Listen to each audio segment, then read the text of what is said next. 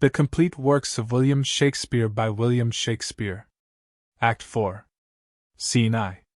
The moated grange at St. Duke's. Enter Mariana, and boy singing song take, oh, take those lips away, that so sweetly were forsworn, and those eyes, the break of day, lights that do mislead the morn. But my kisses bring again, seals of love, but sealed in vain, sealed in vain. Enter Duke, disguised as before Mariana. Break off thy song, and haste thee quick away. Here comes a man of comfort, whose advice hath often stilled my brawling discontent. Exit, boy, I cry you mercy, sir, and well could wish you had not found me here so musical. Let me excuse me, and believe me so, my mirth it much displeased, but pleased my woe. Duke. 'Tis good, though music oft hath such a charm to make bad good and good provoke to harm. I pray you tell me, hath anybody inquired for me here today? Much upon this time have I promised here to meet. Mariana. You have not been inquired after, I have sat here all day. Enter Isabella. Duke. I do constantly believe you. The time is come even now. I shall crave your forbearance a little. Maybe I will call upon you anon, for some advantage to yourself. Mariana. I am always bound to you. Exit Duke. Very well met and well come. What is the news from this good deputy? Isabella. He hath a garden circumferred with brick, whose western side is with a vineyard backed, and to that vineyard is a planch gate that makes his opening with this bigger key. This other doth command a little door which from the vineyard to the garden leads. There have I made my promise upon the heavy middle of the night to call upon him. Duke. But shall you on your knowledge find this way? Isabella. I have ta'en ado and wary note upon't, with whispering and most guilty diligence, and action all of precept, he did show me the way twice o'er. Duke. Are there no other tokens between you agreed concerning her observance? Isabella. No, none, but only a repair ith dark, and that I have possessed him my most stay can be but brief, for I have made him know I have a servant comes with me along, that stays upon me, whose persuasion is I come about my brother. Duke. 'Tis well borne up. I have not yet made known to Mariana a word of this. What ho, within! Come forth. Re-enter Mariana. I pray you be acquainted with this maid, she comes to do you good. Isabella. I do desire the like. Duke. Do you persuade yourself that I respect you? Mariana. Good friar, I know you do, and have found it. Duke. Take, then, this your companion by the hand, who hath a story ready for your ear. I shall attend your leisure, but make haste, the vaporous night approaches. Mariana. Will please you walk aside? Exit Mariana and Isabella. Duke. O place and greatness! Millions of false eyes are stuck upon thee. Volumes of report run with these false, and most contrarious quest upon thy doings. Thousand escapes of wit make thee the father of their idle dream, and rack thee in their fancies. Re-enter Mariana and Isabella. Welcome, how agreed? Isabella. She'll take the enterprise upon her, father, if you advise it. Duke. It is not my consent, but my entreaty too. Isabella. Little have you to say, when you depart from him, but soft and low, remember now my brother. Mariana. Fear me not. Duke. Nor, gentle daughter, fear you not at all. He is your husband on a precontract. To bring you thus together 'tis no sin, sith that the justice of your title to him doth flourish the deceit. Come, let us go, our corns to reap, for yet our tithes to sow. Exit Scene 2. The prison. Enter Provost and Pompey. Provost. Come hither, sirrah. Can you cut off a man's head? Pompey. If the man be a bachelor, sir, I can, but if he be a married man, he's his wife's head, and I can never cut of a woman's head. Provost. Come, sir, leave me your snatches and yield me a direct answer. Tomorrow morning are to die Claudio and Barnardine. Here is in our prison a common executioner, who in his office lacks a helper. If you will take it on you to assist him, it shall redeem you from your gyves. If not, you shall have your full time of imprisonment, and your deliverance with an unpitied whipping, for you have been a notorious bawd. Pompey. Sir, I have been an unlawful bawd time out of mind, but yet I will be content to be a lawful hangman. I would be glad to receive some instructions from my fellow partner. Provost. What ho, Abhorson? Where's Abhorson there? Enter Abhorson. Do you call, sir? Provost. Sirrah, here's a fellow will help you tomorrow in your execution. If you think it meet, compound with him by the year, and let him abide here with you. If not, use him for the present, and dismiss him. He cannot plead his estimation with you, he hath been a bawd. Abhorson. A bawd, sir? Fie upon him. He will discredit our mystery. Provost. Go to, sir, you weigh equally, a feather will turn the scale. Exit Pompey. Pray, sir, by your good favor, for surely, sir, a good favor you have, but that you have a hanging look. Do you call, sir, your occupation a mystery? Abhorson. Aye, sir, a mystery. Pompey. Painting S.I. R. I have heard say, is a mystery, and your whores, sir, being members of my occupation, using painting, do prove my occupation a mystery. But what mystery there should be in hanging, if I should be hanged, I cannot imagine. Abhorson. Sir, it is a mystery. Pompey. Proof? Abhorson. Every true man's apparel fits your thief. If it be too little for your thief, your true man thinks it big enough. If it be too big for your thief thinks it little enough. So every true man's apparel fits your thief. Re-enter Provost. Are you agreed? Pompey. Sir, I will serve him, for I do find your hangman is a more penitent trade than your bawd. He doth oftener ask forgiveness. Provost. You, sirrah, provide your block and your axe tomorrow 4 o'clock. Abhorson. Come on, bawd, I will instruct thee in my trade, follow. Pompey. I do desire to learn, sir, and I hope, if you have occasion to use me for your own turn, you shall find me yare, for truly, sir, for your kindness I owe you a good turn. Provost. Call hither Barnardine and Claudio. Exeunt Abhorson and Pompey.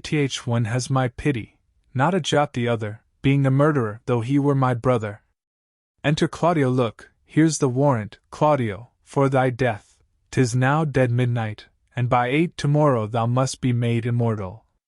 Where's Barnardine? Claudio. As fast locked up in sleep as guiltless labor when it lies starkly in the traveller's bones. He will not wake. Provost. Who can do good on him? Well, go, prepare yourself. Knocking within, but hark, what noise! Heaven give your spirits comfort.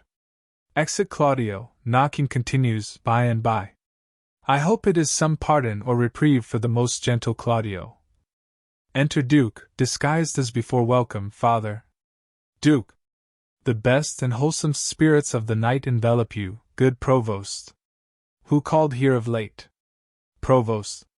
None, since the curfew rung. Duke. Not Isabel? Provost. No. Duke. They will then, ere't be long. Provost. What comfort is for Claudio? Duke. There's some in hope. Provost. It is a bitter deputy. Duke. Not so, not so. His life is paralleled even with the stroke and line of his great justice. He doth with holy abstinence subdue that in himself which he spurs on his power to qualify in others. Were he mild with that which he corrects, then were he tyrannous. But this being so, he's just. Knocking within, now are they come. Exit Provost. This is a gentle Provost. Seldom when the steeled jailer is the friend of men. Knocking within, how now, what noise? That spirit's possessed with haste that wounds th unsisting postern with these strokes. Re-enter Provost. There he must stay until the officer arise to let him in. He is called up. Duke. Have you no countermand for Claudio yet, but he must die tomorrow? Provost. None, sir, none. Duke. As near the dawning, Provost, as it is, you shall hear more ere morning. Provost. Happily you something know, yet I believe there comes no countermand, no such example have we. Besides, upon the very siege of justice, Lord Angelo hath to the public ear professed the contrary. Enter a messenger, this is his lordship's man. Duke. And here comes Claudio's pardon. Messenger. My lord hath sent you this note, and by me this further charge, that you swerve not from the smallest article of it, either in time, matter, or other circumstance. Good morrow, for as I take it, it is almost day. Provost. I shall obey him. Exit messenger. Duke. Aside, this is his pardon, purchased by such sin for which the pardoner himself is in, hence hath offence his quick celerity, when it is borne in high authority. When vice makes mercy, mercy is so extended that for the fault's love is th offender friend. Now, sir, what news? Provost.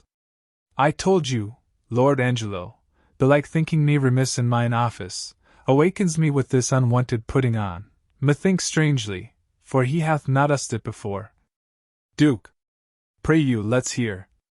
Provost. Reads, whatsoever you may hear to the contrary, let Claudio be executed by 4 of the clock, and, in the afternoon, Barnardine. For my better satisfaction, let me have Claudio's head sent me by 5. Let this be duly performed, with the thought that more depends on it than we must yet deliver. Thus fail not to do your office, as you will answer it at your peril. What say you to this, sir? Duke. What is that Barnardine who is to be executed in th afternoon? Provost. A Bohemian born, but here nised up and bred. One that is a prisoner 9 years old. Duke. How came it that the absent Duke had not either delivered him to his liberty or executed him? I have heard it was ever his manner to do so. Provost. His friends still wrought reprieves for him, and indeed, his fact, till now in the government of Lord Angelo, came not to an undoubted proof. Duke. It is now apparent? Provost. Most manifest, and not denied by himself. Duke. Hath he borne himself penitently in prison? How seems he to be touched? Provost.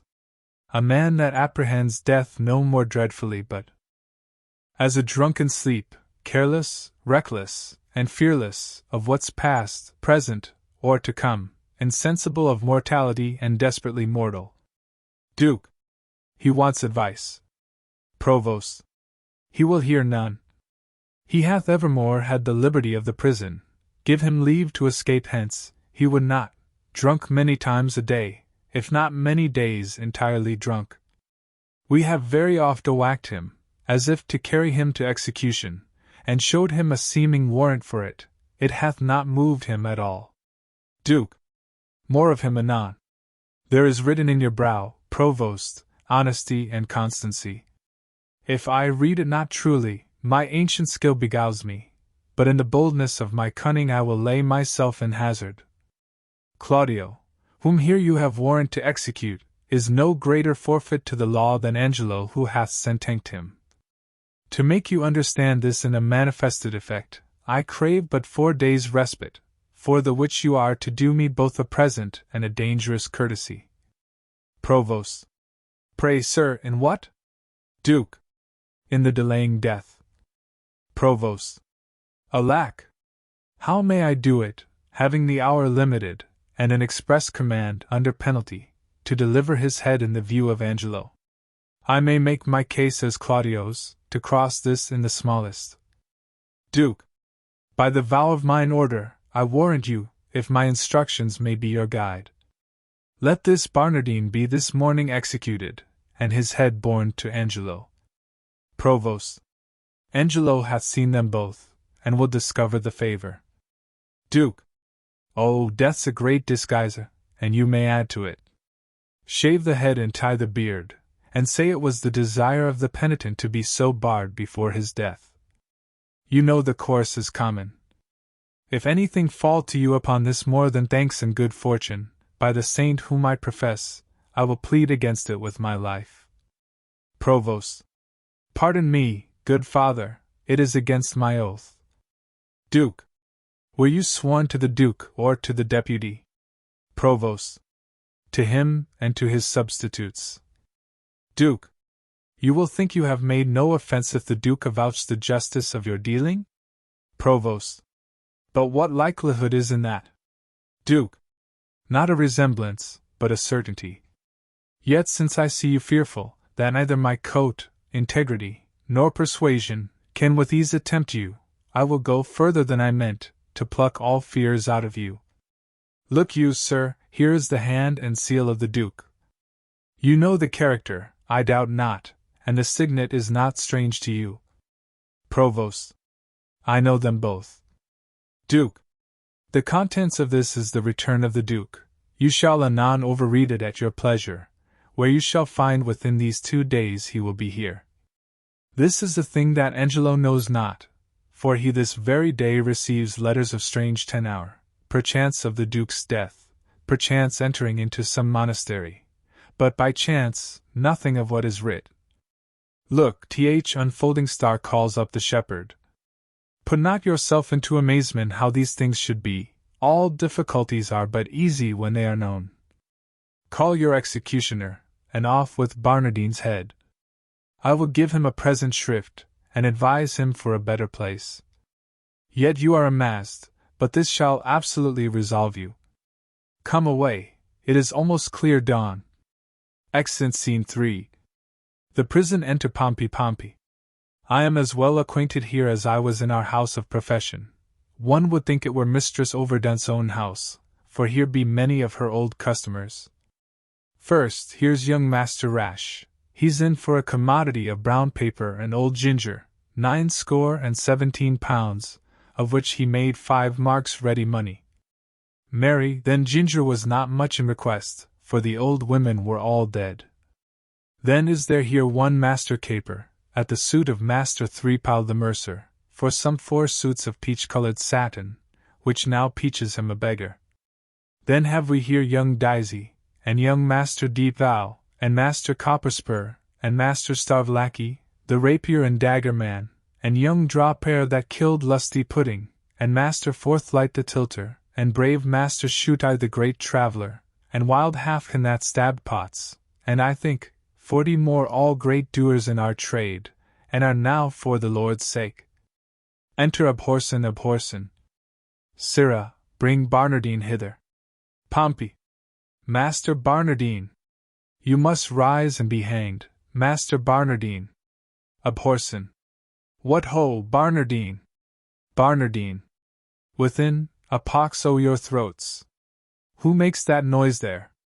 What are you? Pompey. Your friends, sir, the hangman. You must be so good, sir, to rise and be put to death. Barnardine. Within, away, you rogue, away, I am sleepy.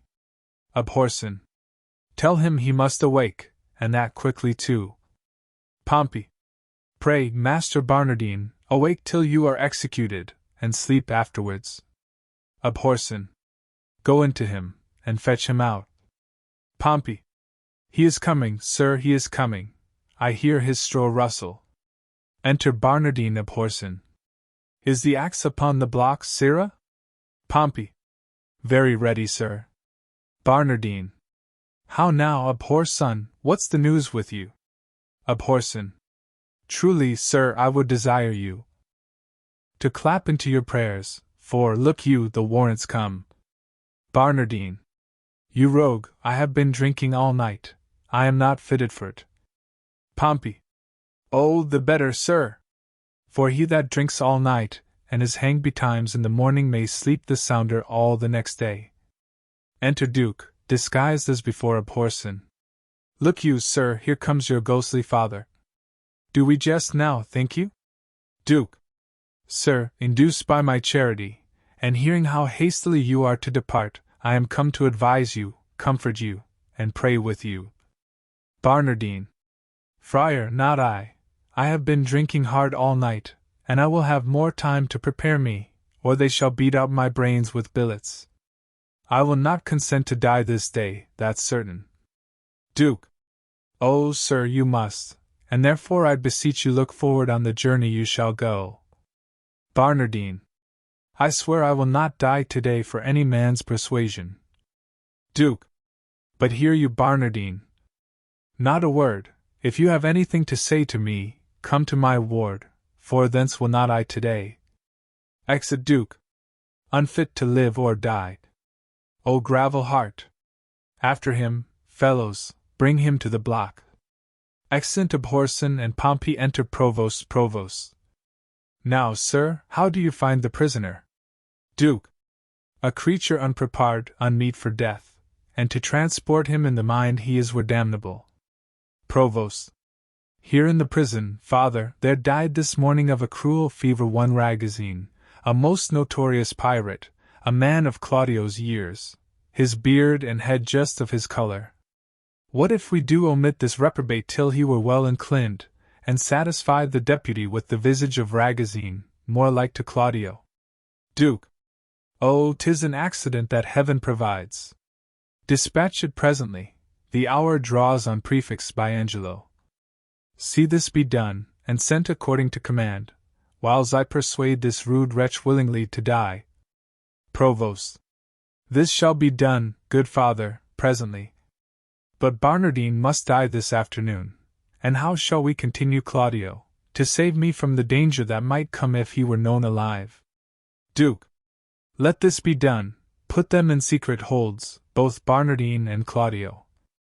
Ere twice the sun hath made his journal greeting to the under generation, you shall find your safety manifested. Provost. I am your free dependent. Duke. Quick, dispatch, and send the head to Angelo. Exit Provost. Now will I write letters to Angelo the Provost, he shall bear them whose contents shall witness to him I am near at home, and that, by great injunctions, I am bound to enter publicly. Him I'll desire to meet me at the consecrated fount, a league below the city, and from thence, by cold gradation and well-balanced form, we shall proceed with Angelo. Re-enter Provost. Here is the head, I'll carry it myself. Duke. Convenient is it? Make a swift return, for I would commune with you of such things that want no ear but yours. Provost. I'll make all speed. Exit Isabella. Within, peace, ho, be here. Duke. The tongue of Isabel. She's come to know if yet her brother's pardon be come hither, but I will keep her ignorant of her good, to make her heavenly comforts of despair when it is least expected. Enter Isabella. Ho, by your leave. Duke. Good morning to you, fair and gracious daughter. Isabella. The better, given me by so holy a man. Hath yet the deputy sent my brother's pardon? Duke. He hath released him, Isabel, from the world. His head is off and sent to Angelo. Isabella. Nay, but it is not so. Duke. It is no other. Show your wisdom, daughter, in your close patience, Isabella. Oh, I will to him and pluck out his eyes. Duke. You shall not be admitted to his sight. Isabella. Unhappy Claudio. Wretched Isabel. Injurious world. Most damned Angelo. Duke. This nor hurts him nor profits you a jot, forbear it therefore, give your cause to heaven. Mark what I say, which you shall find by every syllable a faithful verity. The Duke comes home tomorrow.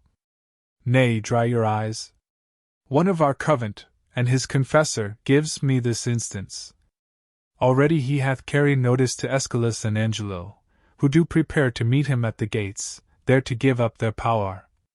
If you can, pace your wisdom in that good path that I would wish it go, and you shall have your bosom on this wretch, grace of the Duke, revenges to your heart, and general honor. Isabella. I am directed by you. Duke. This letter, then, to Friar Peter give, 'tis that he sent me of the Duke's return. Say, by this token, I desire his company at Mariana's house tonight. Her cause and yours I'll perfect him withal, and he shall bring you before the Duke, and to the head of Angelo accuse him home and home. For my poor self, I am combined by a sacred vow, and shall be absent. Wend you with this letter. Command these fretting waters from your eyes with a light heart. Trust not my holy order, if I pervert your course. Who's here? Enter Lucio. Lucio. Good even. Friar, where's the provost? Duke. Not within, sir. Lucio. O pretty Isabella, I am pale at mine heart to see thine eyes so red. Th. O you must be patient. I am fain to dine and sup with water and bran. I dare not for my head fill my belly, one fruitful meal would set me tit. But they say the Duke will be here tomorrow. By my troth, Isabel, I love thy brother. If the old fantastical Duke of Dark Corners had been at home, he had lived. Exit Isabella. Duke. Sir, the Duke is marvellous little beholding to your reports, but the best is, he lives not in them. Lucio. Friar, thou knowest not the Duke so well as I do. He's a better woodman than thou taxed him for. Duke. Well, you'll answer this one day. Fare you well. Lucio. Nay, tarry, I'll go along with thee. I can tell thee pretty tales of the Duke. Duke. You have told me too many of him already, sir, if they be true, if not true, none were enough. Lucio. I was once before him for getting a wench with child. Duke. Did you such a thing? Lucio. Yes, marry did I, but I was fain to forswear it. They would else have married me to the rotten meddler. Duke. Sir, your company is fairer than honest. Rest you well. Lucio. By my troth, I'll go with thee to the lane's end. If bawdy talk offend you, we'll have very little of it. Nay, friar, I am a kind of burr, I shall stick. Exit Scene 4.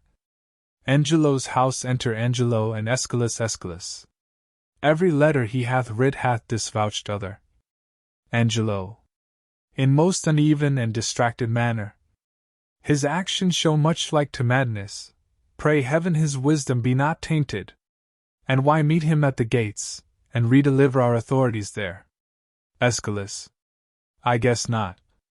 Angelo. And why should we proclaim it in an hour before his entering that, if any crave redress of injustice, they should exhibit their petitions in the street? Aeschylus. He shows his reason for that, to have a dispatch of complaints, and to deliver us from devices hereafter, which shall then have no power to stand against us.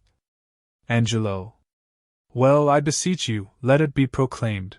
Betimes ith morn I'll call you at your house. Give notice to such men of sort and suit as are to meet him. Aeschylus. I shall, sir, fare you well. Angelo. Good night. Exit Aeschylus. This deed unshapes me quite, makes me unpregnant and dull to all proceedings. A deflored maid, and by an eminent body that enforked the law against it. But that her tender shame will not proclaim against her maiden loss, how might she tongue me? Yet reason dares her no, for my authority bears a so credent bulk that no particular scandal once can touch but it confounds the breather. He should have lived, save that his riotous youth, with dangerous sense, might in the times to come have ta'en revenge, by so receiving a dishonored life with ransom of such shame. Would yet he had lived! Alack, when once our grace we have forgot, nothing goes right, we would, and we would not. Exit Scene V. Fields without the town. Enter Duke in his own habit, and Friar Peter. Duke. These letters at fit time deliver me. Giving letters, the provost knows our purpose and our plot. The matter being afoot, keep your instruction and hold you ever to our special drift, though sometimes you do blench from this to that as cause doth minister. Go, call at Flavius' house, and tell him where I stay. Give the like notice to Valentinus, Roland, and to Crassus, and bid them bring the trumpets to the gate, but send me Flavius first. Peter. It shall be speeded well. Exit Friar. Enter Varius. Duke. I thank thee, Varius, thou hast made good haste. Come, we will walk. There's other of our friends will greet us here anon. My gentle Various! Exeunt Scene 6. A street near the city gate enter Isabella and Mariana. Isabella. To speak so indirectly I am loath. I would say the truth, but to accuse him so, that is your part. Yet I am adverse to do it, he says, to veil full purpose. Mariana. Bruled by him. Isabella. Besides, he tells me that, if peradventure he speak against me on the adverse side, I should not think it strange, for 'tis a physic that's bitter to sweet end. Mariana. I would Friar Peter enter. Friar Peter. Isabella. Oh, peace! The friar is come. Peter. Come, I have found you out a stand most fit, where you may have such vantage on the Duke he shall not pass you. Twice have the trumpets sounded, the generous and gravest citizens have hent the gates, and very near upon the Duke is entering, therefore, hence, away. Exeunt.